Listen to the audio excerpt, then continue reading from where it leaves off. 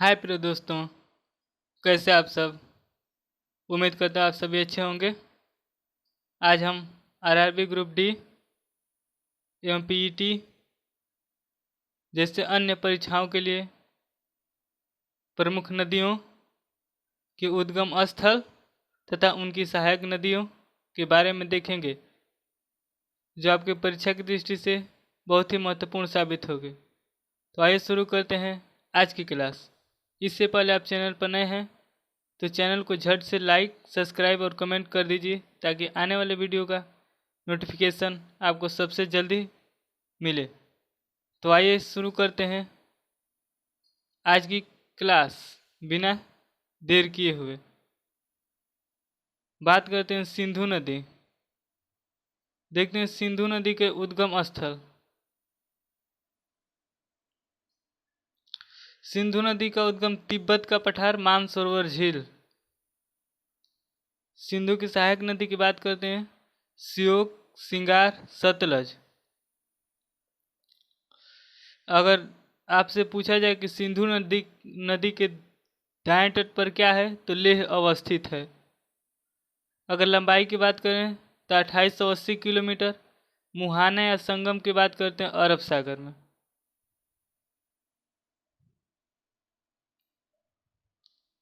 बात करते हैं झेलम नदी।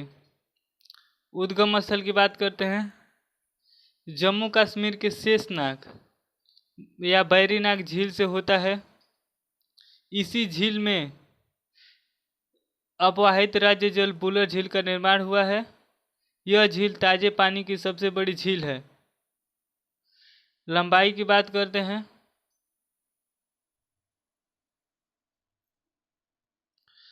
यह नदी 725 किमी प्रवाहित होते हुए चेनाब नदी में मिल जाती है। झेलम नदी पर कुछ परियोजनाएं हैं, ये भी देख लेते हैं। मंगला परियोजना झेलम नदी पर, किशन गंगा परियोजना झेलम नदी, तुलबुल परियोजना उरी फर्स्ट एवं उरी सेकेंड। बात करते हैं चेनाब नदी। चेनाब नदी का उद्गम स्थल देखते हैं। इसका उद्गम स्थल हिमाचल प्रदेश के दो स्थानों लाहुल तथा स्थिति घाटी से होता है। लाहुल से चंद्र नदी और स्थिति से भाग नदी का उद्गम होता है। दोनों नदियों के संगम के बाद इसे चेनाब नदी कहा जाता है।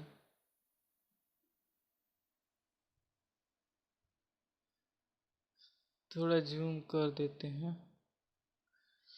लंबाई की बात करें 960 किलोमीटर प्रवाहित होते सतलज नदी में मिल जाती है। परियोजना सलाल परियोजना, बगलिहार परियोजना, पीर पंजाल रेल सुरंग परियोजना। बात करते हैं रावी नदी। रावी नदी उद्गम स्थल देखते हैं। यह हिमाचल प्रदेश के रोहतांग दर्रे के पास से निकलती है। लंबाई 720 किलोमीटर होते हुए चेनाब नदी में मिल जाती है। परियोजना की बात करें तो थीन परियोजना। अगर प्रश्न पूछा जाए कि थीन परियोजना किस नदी पर है तो रावी नदी पर।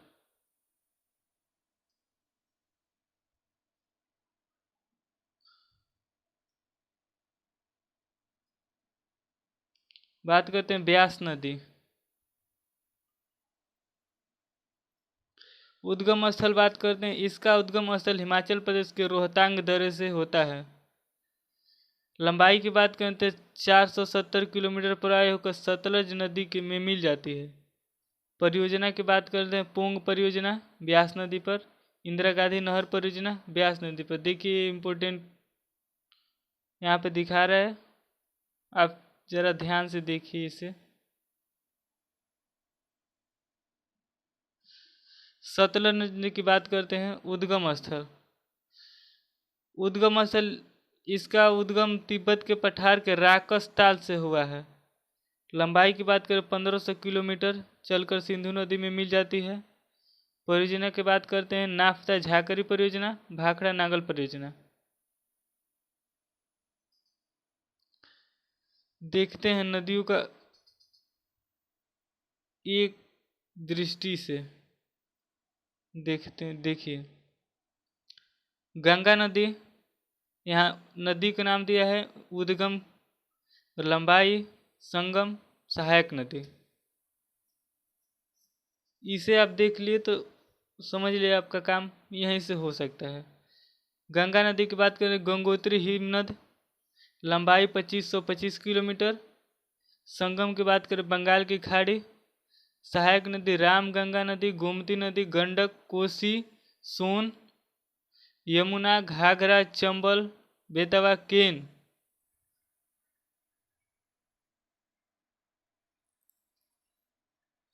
यमुना नदी, यमुनोत्री हिमनद, प्रयागराज संगम, सिंध हिंडन, सहायक नदी। चंबल नदी की बात करते हैं, जानापाव पहाड़ी महू एमपी में 965 किलोमीटर। इटावा के निकट यमुना में इनका संगम।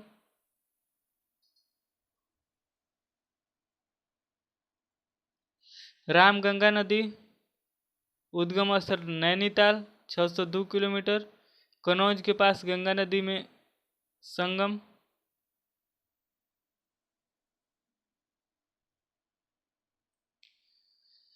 घाघरा नदी, मत्स्युंग हिमनद, नेपाल 1080 किलोमीटर। छपरा के पास गंगा नदी में संगम स्थल। अगर बात करते हैं सहायक नदी, चौकिया, शारदा, राप्ती, कालीगंगा। गंडक नदी, बृहद हिमनद, नेपाल 602 किलोमीटर। पटना के पास गंगा नदी में संगम। बेतवा नदी बात करते हैं, बिंदु पर्वत से निकलती है 480 किलोमीटर। हमीर के पास यमुना नदी में संगम।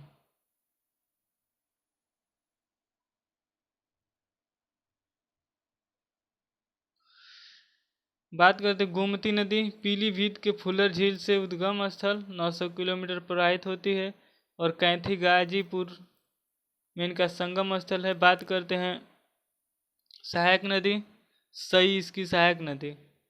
सोन नदी, अमरकंटक चोटी एमपी से 780 किलोमीटर। पटना के तट गंगा में।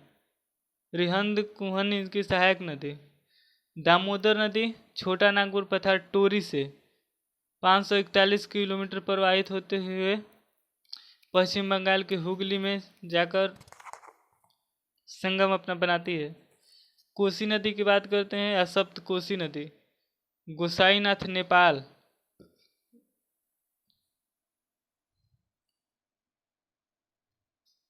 7320 किलोमीटर। पटना गंगा नदी में।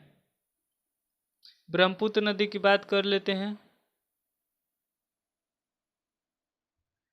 इम्पोर्टेंट, तिब्बत का पठार या चेमा युंगडू आंशिक ग्लेशियर 2916 किलोमीटर प्रवाहित होती है तथा गोलुंडो बांग्लादेश में पद्मा नदी जाकर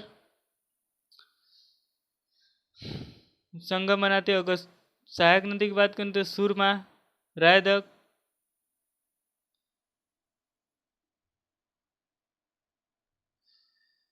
बात करते हैं यमुना नदी की।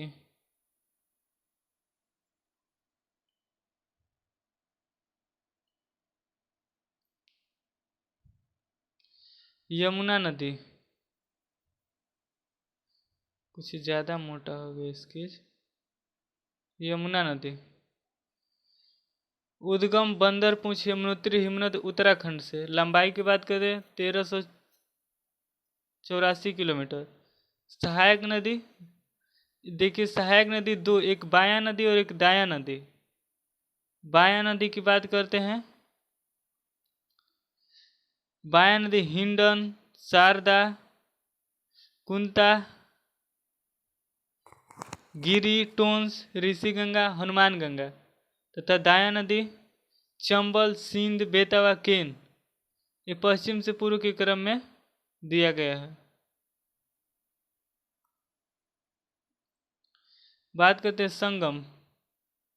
संगम की बात करते हैं तो ये अपना संगम प्रयागराज नदी में बनाती है, गंगा नदी में, प्रयागराज में जो स्थित है। बात करते हैं चंबल नदी,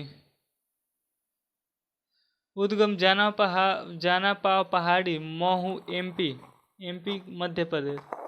लंबाई 965 किलोमीटर। संगम इटावा के निकट यमुना नदी में। सहायक नदी की बात करते बनास, पार्वती, काली, सिंध, क्षिप्रा।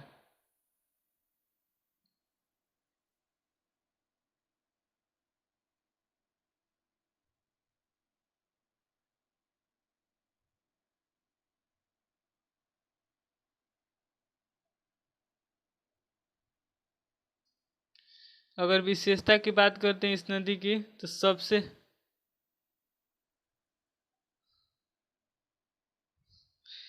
इस नदी में विश्व के सर्वाधिक घड़ियाल पाए जाते हैं। इस नदी में सर्वाधिक घड़ियाल पाए जाते हैं। इस नदी घाटी में अवनालिका अपरदन सर्वाधिक पाए जाते हैं। यही कारण है कि इसे उत्खात यानी ऊबड़ खाबड़ भूमि की नदी बिहार प्रदेश कहा जाता है। बात करते हैं दामोदर नदी। उद्गम छोटा नागपुर पठार टोरी से। लंबाई 541 किलोमीटर। संगम पश्चिम बंगाल हुगली नदी में।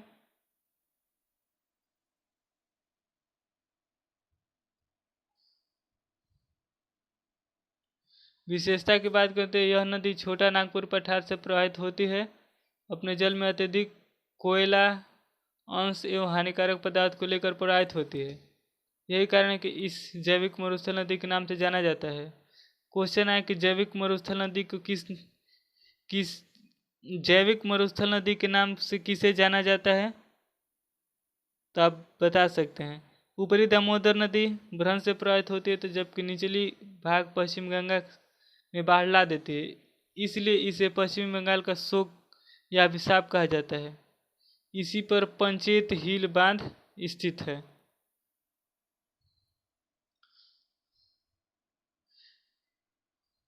वीडियो काफ़ी लंबा हो जाएगी, इसलिए